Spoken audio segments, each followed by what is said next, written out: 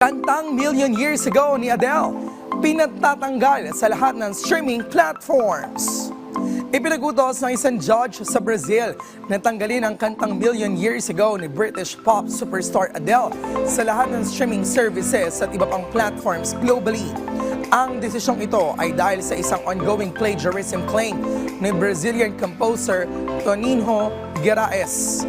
Kung hindi ito gagawin, maaaring magmulta ang Sony Music Entertainment at Universal Music ng mga label ni Adele ng $8,000 per act of non-compliance. Gayunpaman, maaari pa rin nilang apelahan ang desisyon. Ang preliminary injunction ay inilabas si Judge Victor Torres sa Rio de Janeiro 6th Commercial Court habang patuloy ang plagiarism case. Inutusan niya ang Sony Music Entertainment at Universal Music na agad na itigil ang paggamit, pag-reproduce, pag-edit, pag-distribute at pag-commercialize ng song na ito sa anumang modality, means o platform.